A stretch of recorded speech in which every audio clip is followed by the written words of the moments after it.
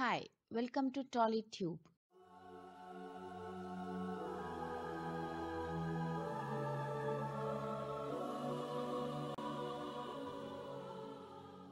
సినిమాలో హీరోయిన్లతో పాటు సినిమాని ముందుకు తీసుకెళ్లే పాత్రలు సపోర్టింగ్ పాత్రలు. ఇక ఇందులో నటించే సపోర్టింగ్ ఆర్టిస్టులు కీలక పాత్ర పోషిస్తుంటారు.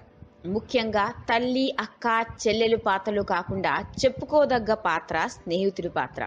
హీరోకి ఫ్రెండ్గా అతడి కోసం ఏమైనా చేయడానికి సిద్ధపడిపోతూ ఉంటాయి ఈ ఫ్రెండ్ పాత్రలు.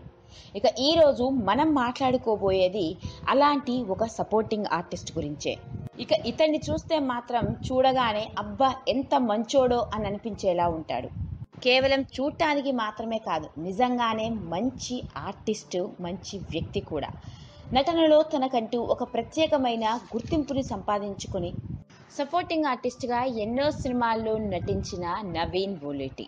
ఈ నవీన్ ఎవరా అని ఆలోచిస్తున్నట్టున్నారు.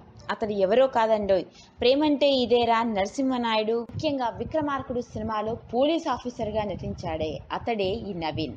నవీన్కి చిన్నప్పటి నుంచే నటన మీద ఇంట్రెస్ట్. దాంతో పెరిగి పెద్దవాడై ఎలాగైనా సరే సిల్వర్ స్క్రీన్ మీద తనని తాను చూసుకోవాలని అనుకున్నాడు. దానికి తగ్గట్టుగానే ప్రయత్నాలు కూడా మొదలుపెట్టాడు. ఇక మొట్టమొదటిసారిగా బుల్లి తెరపై కనిపించాడు. ఇతడు టీవీ సీరియల్స్ అయిన పద్మవ్యూహం, నాన్న, అలౌకిక వంటి సీరియల్స్లో లీడ్ పాత్రలు పోషించాడు. ఇక సీరియల్స్లో గాను తన నటనకి మంచి గుర్తింపు రావడంతో అతడికి సినిమాల్లో కూడా నటించే అవకాశం దక్కింది. నిజానికి నటుడైన ప్రతి వాళ్ళకి తమను తాము హీరోగా చూసుకోవాలని కలలు కంటారు. అలానే అందరిలాగానే కలలు కన్నాడు నవీన్ బోలేటి. కానీ అతడికి మాత్రం సినిమాల్లో మొట్టమొదటిసారిగా సపోర్టింగ్ పాత్రలో నటించే అవకాశమే దక్కింది. అలా తన సినీ కెరియర్ని ప్రారంభించి సపోర్టింగ్ పాత్రలో, ముఖ్యంగా అన్న, ఫ్రెండ్ పాత్రలో దాదాపు 100 సినిమాలకు పైగా నటించాడు. అలా సపోర్టింగ్ పాత్రలో ఎన్నో సినిమాల్లో నటిస్తూ తనకంటూ ఒక ప్రత్యేకమైన గుర్తింపును సంపాదించుకుంటున్న సినీ కెరియర్ అకస్మాత్తుగా ఆగిపోయింది. దానికి కారణం ఏముంటుందండి? రాను రాను అవకాశాలు తగ్గిపోవడమే. ఇదిలా ఉంటే ఇక నవీన్ భార్య కూడా సినిమా ఆర్టిస్టేనండోయ్. ఆమె కూడా ఎన్నో సినిమాల్లో నటించింది. ఇక ఈమె మొట్టమొదటిసారిగా సపోర్టింగ్ పాత్రలో 1996లో వచ్చిన దళం అనే సినిమాతో తెరంగేట్రం చేసింది. ఇక ఆ తరువాత దాదాపు 80కి పైగా సినిమాల్లో చెల్లెలుగా, భార్యగా, హీరోయిన్కి ఫ్రెండ్ పాత్రల్లో నటించింది. హైదరాబాద్లో పుట్టిన మధురిమ తండ్రి పేరు పిసి సుందరేశన్, తల్లి పేరు పిఎస్ మంజులత.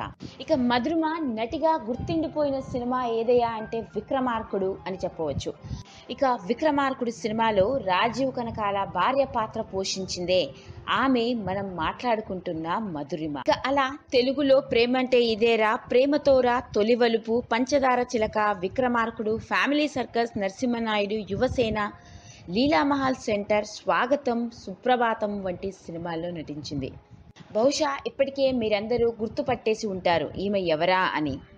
సపోర్టింగ్ పాత్రలో అక్క, చెల్లి, వదిన పాత్రలు పోషిస్తూ తనకంటూ ఒక ప్రత్యేకమైన గుర్తింపును సంపాదించుకుంది మధురిమ.